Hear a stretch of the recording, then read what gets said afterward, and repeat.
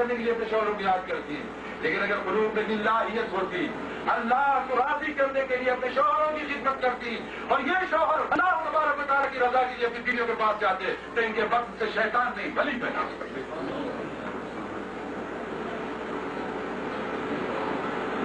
لیکن یہ گئے کس کے لیے؟ شیطان کی رضا کے لیے گئے، اپنے نفس کی رضا کے لیے گئے۔ نفس والا شیطان کی پیروی کرنے والا پیدا ہوا۔ جب اللہ کے لیے جائے، ایمان والے کا ہر عمل اللہ کے لیے ہوتا ہے، ہر بات وہ اللہ کے لیے کرتا ہے۔ میں نے عرض کیا کہ حتیٰ کہ اپنی بیوی تک کے پاس جو جاتا ہے تو اللہ کے لیے۔ بیویاں اپنے شوہروں کو جو خوش کرتی ہے تو وہ عورتیں کی اس ایمان اور ایقان کی عورتیں کی، اس پائے اور اس درجے کی عورتیں کی۔ وہ مرد اس ایمان اور ایقان کے لوگ تھے کہ اگر اللہ کے مقابلے میں سب کچھ آ گیا تو قربان کر دیا، یہاں تک کہ اپنی جان بھی تو کر دیا۔ جہاد کے ایک موقع پر وہ یہ کبھی نہیں بھولتا، ایک صحابی جہاد کرتے کرتے پتہ نہیں کتنے زخموں سے چور اللہ کے حبیب صلی اللہ علیہ وسلم کی طرف آتے، وہاں پر سرکار دو عالم صلی اللہ علیہ وسلم کو خیال اور گمان ہوا کہ کہیں ایسا تو نہیں کہ یہ پیٹ پھیر کر جہاد سے بھاگ رہا ہے۔ یاد رکھنا، جان کی محبت سے پیٹ پھیر کر جہاد سے بھاگنے والا جہنمی ہو جاتا ہے۔ وہی جان کی محبت، وہی فلسفہ آپ دیکھا ہے۔ اللہ اللہ کے رسول کی محبت غالب ہونی چاہیے، اگر جان کی محبت غالب ہو تو بات جائے۔ جو پیٹ پھیر کر بھاگا وہ ایمان والا نہیں ہو۔ سرکار تو چلے جا نہیں گیا، میرا پروردہ کہیں ایسا تو نہیں پیٹ پھیر کر بھاگتا ہے، کیوں آتا ہے، کیا نہیں؟ اللہ کے حبیب صلی اللہ علیہ وسلم زخموں سے چور اور بےتاب ہو گیا تھا، گمان ہوا کہیں رخصت کا وقت ہو تو ایک بار ہوا آپ کو دیکھ لوں۔ اچھا اچھا، بہت اچھا، واپس ہو جا، واپس ہو جا۔ ابھی جہاد کرتے کرتے بازو کٹ گیا، ایک بازو کٹ گیا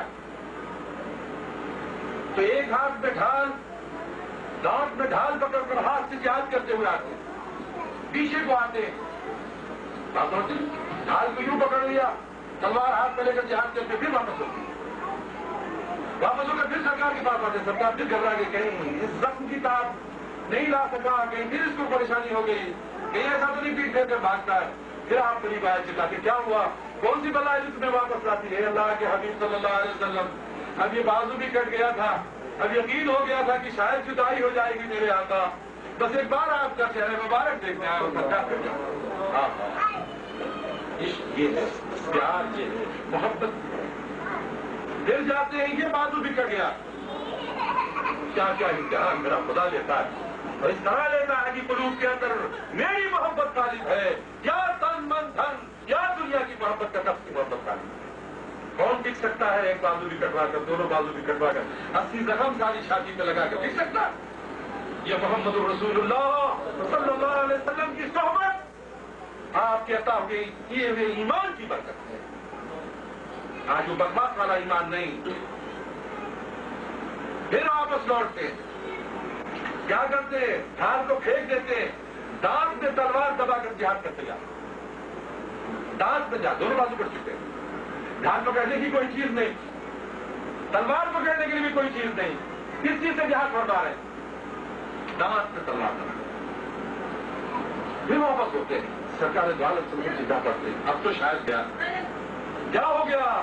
اے اللہ کے حبیب صلی اللہ علیہ وسلم، حضر ہے، اس حال میں بھی حضر ہے، اے اللہ کے حبیب صلی اللہ علیہ وسلم، اب تو مجھے جنت کی ریح براہ راست محسوس ہو رہی ہے، حق الایمان، حق الیقین۔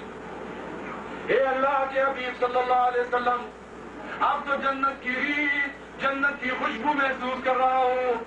اے مولا، اب تو جنت کے زینوں کا منظر آنکھوں کے سامنے ہے، یقین غالب آ گیا، آقا کی اب آپ سے جدائی ہو جائے گی، ایک نظر دیکھنے آیا ہوں۔ اور واپس ہو کر جا کر شہید، واپس ہو کر جا کر شہید۔ حق الیقین،